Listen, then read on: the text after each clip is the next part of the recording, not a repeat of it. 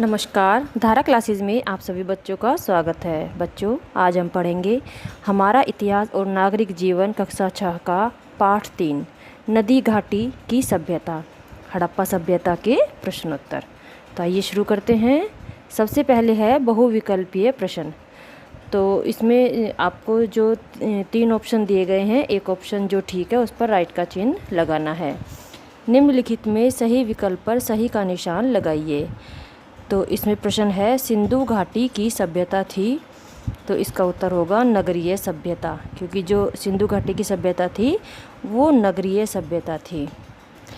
हड़प्पा कालीन नगर बसे थे, तो हड़प्पा कालीन जो नगर बसे थे वो हड़प्पा कालीन नगरों का निर्माण एक निश्चित योजना के आधार पर किया गया था। सड़कें चौड़ी थी तथा वे छोटी छोटी सड़कों एवं गलियों से जुड़ी थी। सड़कें पूर्व से पश्चिम की ओर तथा उत्तर से दक्षिण की ओर जाती थी। सड़कों के किनारे पक्की नालियां बनी थीं। तो इसका उत्तर होगा एक निश्चित योजना के अनुसार हड़प्पा कालीन नगर बसे थे। तो इस पर राइट का चिन्ह आ जाएगा। मोहनजोदड़ो का अर्थ है मृतकों का टीला। रोपड़ भारत के पंजाब राज्य में, कालीबंगा राजस्थान में है।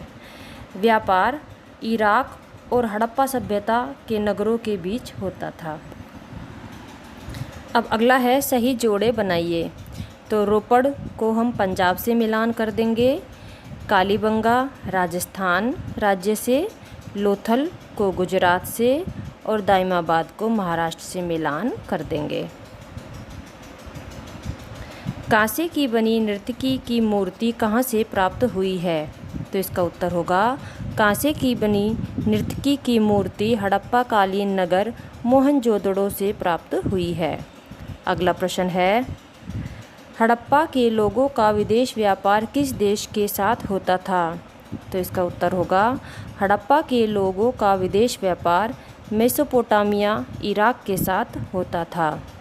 अगला प्रश्न है, कागज़ का आविष्कार सर्वप्रथम कहाँ हुआ? तो इसका उत्तर होगा कागज़ का आविष्कार सर्वप्रथम चीन में हुआ। अगला प्रश्न है, कौन सी सभ्यता नील नदी का वरदान नाम से प्रसिद्ध है? तो इसका उत्तर होगा मिस्र की सभ्यता को नील नदी का वरदान कहा जाता है। अब इससे आगे देखिए, टिप्पणी लिखिए। ये जो हेडिंग आपको दिए गए हैं, हड़प्पा कालीन नगर निर्माण योजना, तो इस पर हमें एक छोटी सी टिप्पणी लिखनी है। तो इसका उत्तर होगा हड़प्पा कालीन नगरों का निर्माण एक निश्चित योजना के आधार पर किया गया था। सड़कें चौड़ी थी तथा वे छोटी छोटी सड़कों एवं गलियों से जुड़ी थी। सड़कें पूर्व से पश्चिम की ओर तथा उत्तर से दक्षिण की ओर जाती थी। सड़कों के किनारे पक्की नालियां बनी थी। हर घर की नाली बड़े नाले से मिल जाती थी। हर नाली में हल्की सी ढाल होती थी ताकि पानी आसानी से बह सके। इससे पता चलता है कि इस सभ्यता के लोग सफाई और स्वच्छता के प्रति जागरूक थे। तो अगला हेडिंग है जिस पर हमें टिप्पणी लिखनी है, हड़प्पा कालीन व्यापार। हड़प्पा के नगरों में पत्थर, हाथी दांत, धातु एवं मिट्टी की बनी वस्तुएं मिली हैं। कुछ विद्वान सोचते हैं कि ये वास्तव में व्यापारियों की मोहरें थीं। ये विभिन्न आकार की हैं। इन मोहरों पर आदमी की आकृतियाँ, कुछ पर जानवरों की, पौधों की और कुछ पर बर्तनों की आकृतियाँ बनी हुई है। व्यापारी जब एक जगह से दूसरी जगह सामान बेचते थे तो सामान बंद कर उस पर गीली मिट्टी छापते होंगे और गीली मिट्टी पर अपनी मोहर से छाप बना देते होंगे ताकि उनके सामान की पहचान बनी रह सके। तौल और नाप के लिए बटखरे और पैमाने का प्रयोग करते थे। ऐसी मोहरें दूसरे देशों में पाई गई है, खासकर मेसोपोटामिया इराक में। लगता है कि उन दिनों इराक और हड़प्पा के नगरों के बीच व्यापार होता था। अब अगला है हड़प्पा कालीन रहन सहन।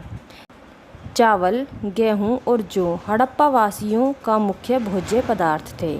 ये लोग सूती एवं ऊनी दोनों प्रकार के वस्त्र पहनते थे। यहाँ के निवासी गेहूं, जौ, कपास, मटर, तिल और चावल की खेती करते थे। ऊंचे कंधों वाले बैल गाय, भैंस, बकरी, भेड़, सूअर, हाथी और ऊँट इनके पालतू पशु थे। हार, कंगन, पाजेब यानी पायल, बाली, अंगूठी उनके प्रिय आभूषण थे। मनका बनाने का कारखाना चंदूहड़ों से प्राप्त हुआ है। इस प्रश्न का उत्तर आपकी 24 पेज नंबर पर बुक में ही दिया हुआ है। रहन सहन जो हेडिंग है उसी में इसका उत्तर है।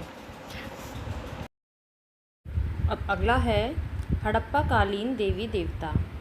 हड़प्पा वासी मिट्टी से देवी देवता की मूर्तियां बनाते थे। इस प्रकार की एकमात्र देवी की मूर्ति खुदाई से भी प्राप्त हुई है। इसके अलावा पत्थर के चौकोर पट्टे पर एक आकृति के सिर पर भैंस के सींग का चित्र भी मिला है। उसके चारों तरफ कई जानवर बने हैं। संभवतः सिंधुवासी इन्हें पशुओं का देवता मानकर पूजते थे। कुछ मुहरों पर पीपल की पत्तियां और सांप की आकृतियां भी मिली है। शायद वे इनकी भी पूजा करते थे। इतिहासकार मानते हैं कि हड़प्पावासी मात्र शक्ति की उपासना, शिव की पूजा, वृक्ष की पूजा और पशु पूजा करते थे। अगला प्रश्न है, सिंधु घाटी के नगरों के बारे में लोगों को कैसे पता चला? हड़प्पा सभ्यता के नष्ट होने के क्या कारण हो सकते हैं? तो इसका उत्तर होगा सन 1921 में पुरातत्वविदों ने पंजाब प्रांत में हड़प्पी नामक स्थल की खोज की, जिसके अध्ययन से ज्ञात हुआ कि यह एक नगरीय सभ्यता का अवशेष है। इसी प्रकार सिंध प्रांत में मोहनजोदड़ो की खोज हुई। जब इन स्थलों से विस्तृत खुदाई हुई तो नीचे दबा हुआ पूरा का पूरा शहर निकल आया। धीरे धीरे खोज आगे बढ़ी और पता चला कि उस समय कई नगर बसे थे। ये सभी नगर सिंधु नदी और उसकी सहायक नदियों की घाटी पर बसे हुए थे। हड़प्पा सभ्यता के नष्ट होने के कई कारण हो सकते हैं। बाढ़ या भूकंप, महामारी, आक्रमण, आग या फिर आर्यों का आगमन। अब अगला प्रश्न है, किस कारण सभी प्राचीन सभ्यताओं का विकास नदियों के किनारे हुआ? नदियों के विशेष लाभ क्या थे? तो इसका उत्तर होगा खेती के लिए पानी की उपलब्धता ने अधिक अन्न उत्पादन में मदद की। इससे व्यापार को बढ़ावा मिला, जिससे नगरों का विकास संभव हो सका। व्यापार के लिए जल मार्ग सुलभ था, साथ ही नदी मार्ग से व्यापार सस्ता, आसान और सुरक्षित था। नगरीय जीवन में कृषि की अपेक्षा अन्य काम धंधों को अधिक महत्व मिला। इन काम धंधों के लिए कच्चे माल की उपलब्धता तथा उससे निर्मित वस्तुओं ने नगरीय जीवन को और उन्नत बनाया। यही कारण है कि सभी प्राचीन सभ्यताओं का विकास नदियों के किनारे ही हुआ। अब अगला प्रश्न है, निम्नलिखित तालिका पूरी करिए। अब ये आपको एक तालिका दी गई है, इसमें बताना है सभ्यता का नाम और इस सभ्यता में नदी सागर का नाम, मुख्य योगदान। जैसे मेसोपोटामिया की सभ्यता में नदी कौन सी थी? दजला फरात। ये इम्पोर्टेंट क्वेश्चन है। दजला फरात ये नदी थी और इसका महत्वपूर्ण योगदान क्या था कि जो मेसोपोटामिया की जो सभ्यता थी उसमें जिगुरत नाम का एक मंदिर था। जिगुरत में एक देवता की पूजा करते थे। जिगुरत में मेसोपोटामिया सभ्यता के वासी जिगुरत की पूजा करते थे, जो 21 मीटर ऊंचा था। ये आपकी बुक में 28 पेज पर भी दिखाया गया है। तो यह सभ्यता दजला फरात नदी के किनारे विकसित हुई और जिगुरत में इनके प्रमुख देवता निवास करते थे। बीजगणित और रेखागणित का प्रारंभ भी मेसोपोटामिया सभ्यता में ही हुआ। मिस्र की सभ्यता, तो मिस्र की सभ्यता में नदी कौन सी थी? नील नदी। इसमें पिरामिड और सूर्य पंचांग पिरामिडों का प्रयोग किया जाता था, जिसमें राजाओं के मकबरे हैं और इनमें शवों के साथ साथ प्रयोग में आने वाली इनकी बहुमूल्य वस्तुओं को भी रखा जाता था। इन पिरामिडों की दीवारों पर कई प्रकार के सुंदर चित्र हैं। तो पिरामिड का जो चित्र है वो आप अपनी बुक में 29 पेज नंबर पर देख सकते हैं। अब अगला है क्रीट की सभ्यता। जो क्रीट की सभ्यता है भूमध्य सागर के किनारे हैं। जलयान, चित्रकारी इसके मुख्य योगदान है। चीन की सभ्यता वांगो यांग टीसिक्यांग। इसमें लेखन कला को बहुत अधिक महत्वपूर्ण योगदान था चीन की सभ्यता में। जो हड़प्पा सभ्यता है, हड़प्पा सभ्यता सिंधु नदी के किनारे हुई और यह एक नगरीय सभ्यता है और इसमें इस सभ्यता में कपास की खेती बहुत अधिक की गई थी। अब अगला प्रश्न है, सिंधु घाटी के नगरों से मिलने वाली मोहरों के बारे में मुख्य 4 बातें बताइए।